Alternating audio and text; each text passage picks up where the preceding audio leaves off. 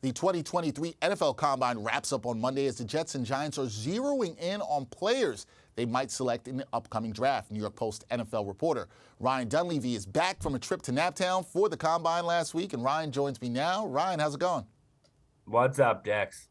I'm good, man. I am doing well. You are back from watching all these prospects. So let's start with the Giants, who are likely to be focused on upgrading at wide receiver and corner. Who are some players at those positions that impressed Big Blue at the Combine? It'd be hard not to be impressed by TCU receiver Quentin Johnston.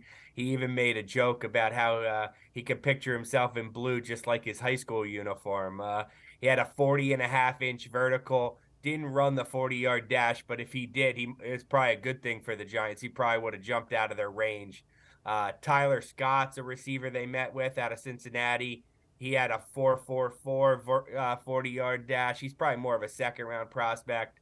Deonte Banks is a cornerback. If the top three cornerbacks are off the board for the Giants, there's a big three of Christian Gonzalez, Joey Porter Jr. If those guys are off the board, then Deonte Banks from Maryland had a really impressive combine, could be a Giants target. All right, we will see if the Giants target their wide receiver corner positions to definitely look at for them. Now, while we don't know who's going to start under center for the Jets in 2023, Gang Green should be looking to shore up their offensive line in the draft. Who's on the Jets' radar? Well, those guys are working out today, Dex. The offensive linemen are on the field today, along with the running backs. But there's a couple guys I think really interesting is Peter Skronsky from Northwestern. He came in listed as a tackle. Now some teams are talking about him as a guard. If teams see him as a guard, they tend to push guards down the board. That could push him out of the top 10, maybe into the Jets' hands at 13. We saw how were willing last year to move Elijah Vera Tucker inside outside from guard to tackle as needed. Skronsky has that kind of versatility. That would be a huge get for the Jets. They've picked offensive line, Tua Douglas's 3 drafts, their first round pick. They could definitely go back there. It's certainly what they need with the uncertainty surrounding George Fant, Mekhi Becton, and Max Mitchell. The tackle is very likely one of their first 2 picks in this draft. And other guys in the first round, if the Northwestern kid is off the board, would be like Paris Johnson at Ohio State or Broderick Jones at Georgia, all guys who could be there around 13. And with quarterbacks getting pushed up this draft, that's good news for the Jets because that means good players like offensive linemen are getting pushed down. All right, we'll see if the Jets can find some value to add to the offensive line. Now, look, when you talk about the NFL Combine, a lot of attention around the league is going to go to quarterbacks.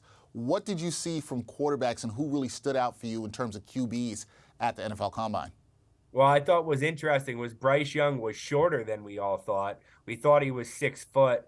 He actually measured closer to 5'10", but he was heavier than we thought. The big concern was he only going to be about 185 pounds, weighed in at 204. He didn't throw, but those are numbers probably close to Kyler Murray's. So he'll probably still be the number 1 overall pick. The weight was a big concern. He'll probably be the number 1 overall pick. CJ Stroud had a really impressive combine, both on and off the field. He's probably the leader right now to be the number 2 overall pick and the number 2 quarterback, probably to the Texans. And then I thought the next 2 quarterbacks both dominated the combine. Will Levis, you could tell, is just a super sharp kid who could handle a lot of information. Teams are going to love that. Maybe the Raiders or Colts are going to love that. They're at 7 and 4 there, respectively, the Raiders and Colts.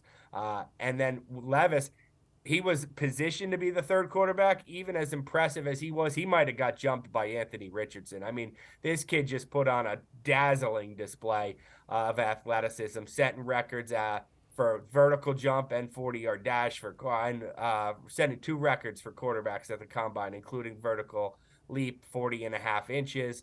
He probably pushed his way into the top 10. He's only been a 1-year starter. He has a little of that boomer bust to him. But, I mean, he was talking about being Patrick Mahomes and Tom Brady, a swagger to him. He wants to be one of the greats in the next few years. Somebody will take a chance on him, especially with all these trades, Dex, that happened in the last couple of years. And now you see a team like Seattle, which could re-sign Geno Smith or tag Geno Smith and then use the number 5 pick on a quarterback like Richardson and let him sit for a year. It's a fascinating element that some of the teams already in the top 10 have their quarterback. So Yeah. I think there's a very good chance Levis, Richardson, Stroud, and Young are all top 10 picks, which would be good news for the Giants and Jets getting their prospects pushed down. Will be very interesting to see where these quarterbacks go. A lot of talk about them with the NFL Combine, as I said, which ends on Monday. But Ryan Dunleavy, he'll be all on top of it because football offseason has begun, and there'll be so much to talk about. Ryan, always good to talk to you. Thank you for the time. Thanks, Dex.